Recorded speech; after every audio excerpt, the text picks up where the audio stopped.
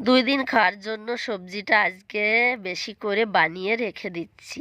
Hello সব্বাইকে, কেমন আছো সব্বাই? আশা করছি সব্বাই ভালো আছো। আমার নতুন একটি ভিডিওতে তোমাদের সব্বাইকে স্বাগত জানাই।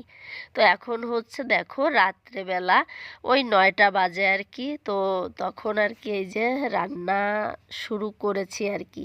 আর এই যে ছোলাটাকে সিটি মেরে আগে থেকে আর কি রেখে দিয়েছি।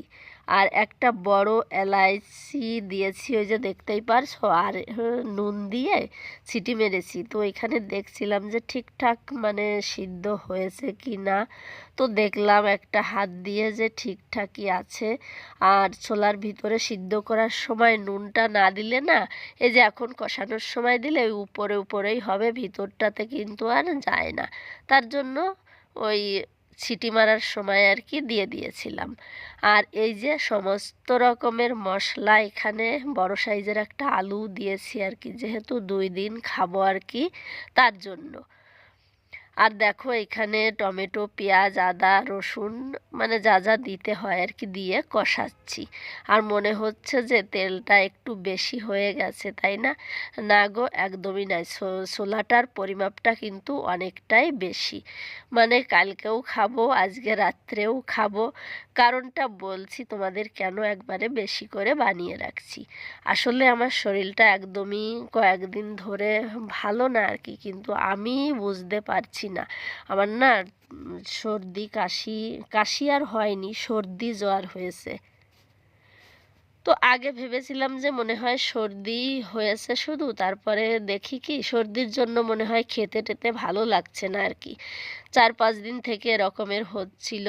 তারপরে দেখি জ্বরও হয়েছে আর কি। মানে জ্বরটা মাপার পরেই বুঝতে পারলাম আমার গায়ে সব সময় আর কি জ্বর থাকে, কিন্তু আমি নিজেই বুঝতে পারি না। খাওয়া দাওয়া করি, মানে ঘোরাফেরা করি, কাজকর্ম সম্পূর্ণটাই করি, কিন্তু ভিতরে ভিতরে জ্বর থাকে সেটা নিজেই বুঝতে পারিনি। যখন দেখছি যে মানে এখন মানে 1-2 দিন আর কি খেতে মানে তেমন একটা ভালো লাগে না আর কি, সব কিছুই কেমন কেমন যেন লাগে। আর নিজের রান্না করে নিজেই খেতে পারছি না, ভালো হচ্ছে না এরকম মনে হচ্ছে। আসলে ব্যাপারটা এটাই হচ্ছে, আমার জ্বর হচ্ছে তার জন্য।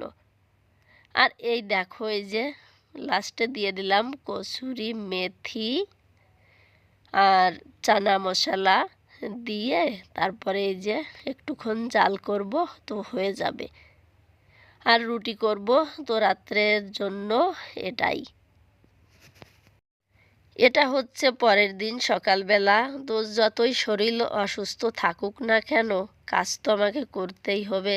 আর ছেলে মেয়ে যেহেতু স্কুলে যাবে, সকাল সকালে উঠতেও হবে। তো ওই যে 6টায় আমার রুটিন, ঘুম থেকে উঠতে হয় আর কি।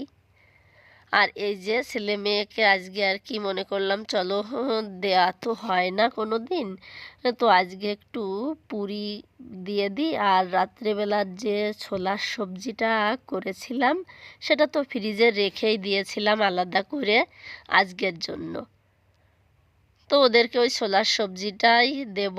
আর এই যে 4-4টে করে পুরি আর কি দিয়ে দিলাম। মেয়েরগুলো একটু বড় করে বানিয়েছি, আর ছেলের টিফিনেরগুলো একটু ছোট করে দিয়েছি, কারণ ও বড় বড় করে দিলে না মানে খেতেই পারবে না 4টে।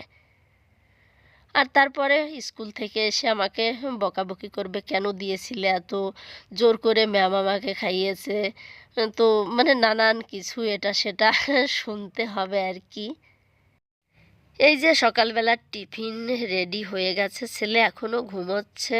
মানে ওকে তুলতে হবে, একটু পরেই তুলবো, মেয়ে চলে যাবে তারপরেই মানে ওকে রেডি করব।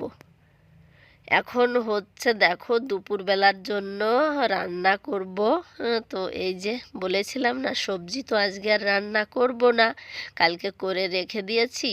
তো এই যে দুপুরবেলার জন্য শুধু ভাত করছি, আর অল্প করেই করছি, যে একবারেই খাওয়া হবে, রাত্রেবেলা দেখা যাবে অন্য কিছু আর কি। তো এদিকে ভাতটা বসিয়ে দিয়ে এই দেখো থালা বাসনও পড়ে আছে। আমি উপরে মানে গিয়ে বিছনা টিছনা তোলা, তারপরে ঝাড়ু মারা, এগুলো তো হয়ে গেছে। আর ছেলে মেয়ে তো স্কুলে সেই 7টার দিকেই বেরিয়ে যায় আর কি। তারপরে না আমি শুয়ে গেছিলাম, ওই যে বললাম না ভিতরে ভিতরে জ্বর হচ্ছে, নিজে বুঝতেই পারি না। মানে এই কাজকর্ম মানে আমাকে একটা মাথায় থাকে যে করতেই হবে। একার সংসার হলে যেটা হয় আর কি, অসুস্থ হলেও মানে সেটার দিকে খেয়াল না রেখে ওই কাজের দিকেই কিন্তু খেয়াল বেশি থাকে, যে করতেই হবে, আমাকেই তো করতে হবে।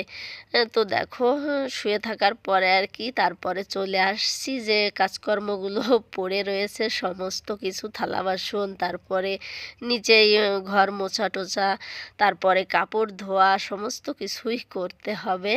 আর এই থালা বাসনগুলো ধুতে ধুতে ততক্ষণে আমার ভাতটা হয়ে যাবে আর কি। এই দেখো ভাত হয়ে গেছে, মারটাকে ফেলে দিচ্ছি। আর ভাত হয়ে গেলেই এইখানের কাজ কমপ্লিট। আর সমস্ত কিছু আর কি এইখানটাতে একটু গুছিয়ে নেব আর কি। দেখো বেশ মানে এলোমেলো রয়েছে আর কি। তো ভাত রান্না তো সবজি করা নেই, এই জন্য ফটাফট করে এদিকটাতে আমি মানে করে নিই আর কি, পরিষ্কার।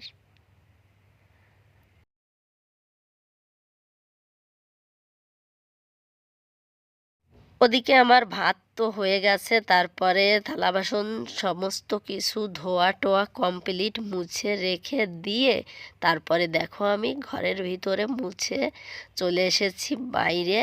তো এইখানে মুছবো, আর হচ্ছে মেশিনে কাপড় ধোয়ার জন্য দিয়ে দিয়েছি। আর আমি এতটাই গরম পড়ছে যে স্নান না করলে হবে না, জ্বর হয়েছে তারপরেও স্নান করছি আর কি। ভিজে যাচ্ছি ঘেমে আর কি, তার জন্য স্নান করব আর কি, হালকা পাতলাভাবে আর কি করব, তেমন করব না। আর এই যে এইখানে দেখো অবস্থা আর কি, মানে সব চপ্পল এইখানেই থাকছে আর কি এখনে। আর গেটটা আর খুলবো না আর কি এখনে। এই যে আবার ধুয়ে নিচ্ছি আর কি। আর বাথরুমের ভিতরেই রেখে দিয়েছি আর কি, বালতি রেখে দিয়েছি, ওইখান থেকে আর কি ভিজিয়ে নিয়ে আসছি আর কি। আর এই যে সিঁড়ির ভিতরটা এখন মুছে নিয়ে তারপরে কিন্তু আমি উপরে চলে যাব, উপরের ঘরটা মুছে এসেই স্নান করব আর কি একবারে। আর ততক্ষণে আমার কাপড়টাও ধোয়া হয়ে যাবে, একবারে স্নান করে বেরিয়ে কাপড়গুলো নিয়ে চলে যাব আর কি মেলতে। তো এই তো আর কি, চলো আবার পরে আর কি কথা বলছি। স্নান করা কমপ্লিট, আর এই যে দেখতে পাচ্ছ এখনও 14 মিনিট আছে আর কি। তো চলো আজকের মতো ভিডিওটা এখানেই রেখে দিচ্ছি। ভালো লাগলে অবশ্যই একটা লাইক দিও, কমেন্ট করো, চ্যানেলটিকে সাবস্ক্রাইব করে পাশে থেকো।